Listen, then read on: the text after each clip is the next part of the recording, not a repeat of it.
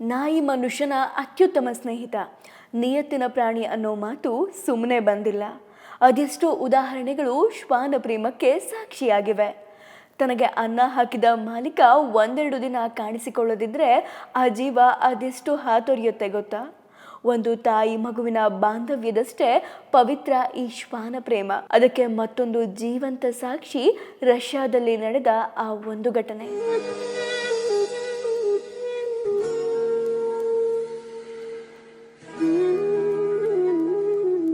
ಈಗ ನಾವು ಹೇಳ್ತಿರೋದು ಬೆಲ್ಕಾ ಅನ್ನೋ ಒಂದು ಮುದ್ದಾದ ನಿಯತ್ತಿನ ಶ್ವಾನದ ಕತೆ. ಮಾಲೀಕನೇ ಜೀವ ಜೀವಾಳ ಅಂದ್ಕೊಂಡಿದ್ದ ಬೆಲ್ಕಾ ಈಗ ಒಬ್ಬಂಟಿಯಾದ ಕತೆ. ಹೌದು, ಕಳೆದ 4-5 ದಿನಗಳ ಹಿಂದೆ ಬೆಲ್ಕಾ ತನ್ನ ಮಾಲೀಕನ ಜೊತೆ ನದಿಯ ಬಳಿ ಹೋಗಿತ್ತು. ಕೊರೆಯುವ ಚಳಿ ವಾತಾವರಣದಿಂದ ನದಿ ಹೆಪ್ಪುಗಟ್ಟಿತ್ತು. ಹೀಗಿದ್ದರೂ ಬೆಲ್ಕಾ ಮಾಲೀಕ ಸೈಕ್ಲಿಂಗ್ ಮಾಡಲು ಮುಂದಾದ.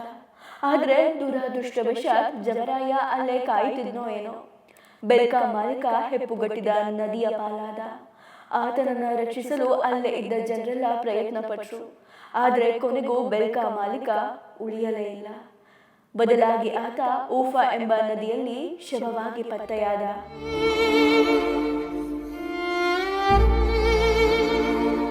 ಇತ್ತ ಬೆಲ್ಕಾ ಮಾತ್ರ ತನ್ನ ಮಾಲೀಕನನ್ನ ಕಳೆದುಕೊಂಡು ಒಬ್ಬಂಟಿಯಾಯಿತು. ಇಂದಿಗೂ ಅದಕ್ಕೆ ತನ್ನ ಮಾಲೀಕ ಸತ್ತು ಹೋಗಿದ್ದಾನೆ ಎಂಬ ಅರಿವೇ ಆಗಿಲ್ಲ. ಬದಲಾಗಿ ನನ್ನ ಮಾಲೀಕ ಬರ್ತಾನೆ ಎಂದು ಆ ಶ್ವಾನ ಈ ಕ್ಷಣದವರೆಗೂ ಕಾಯುತ್ತಲೇ ಇದೆ. ನನ್ನನ್ನು ಸಾಕಿದವ ಎಲ್ಲಿ ಹೋದ? ನನಗೆ ಅನ್ನ ಹಾಕಿದ ಮಾಲೀಕ ಇಲ್ಲೇ ಎಲ್ಲೋ ಸಿಲುಕಿದ್ದಾನೆ. ಈಗಲೋ ಆಗಲೋ ಬರ್ತಾನೆ. ನನ್ನನ್ನು ಅವನೇ ಮನೆಗೆ ಕರೆದುಕೊಂಡು ಹೋಗ್ತಾನೆ. ನನ್ನ ಮಾಲೀಕನಿಲ್ಲದೆ ಈ ಪ್ರಪಂಚವೇ ಶೂನ್ಯವಾಗಿದೆ. ಅವನು ಬರುವವರೆಗೂ ನಾನು ಇಲ್ಲಿಂದ ಹೋಗೋದಿಲ್ಲ ಎಂದು ಆ ಶ್ವಾನ ಪರಿತಪಿಸ್ತಾ ಇದೆ. ಆದರೆ ಆತ ಮಾತ್ರ ಇನ್ನೆಂದೂ ಬಾರದ ಲೋಕಕ್ಕೆ ಹೋಗಿದ್ದಾನೆ.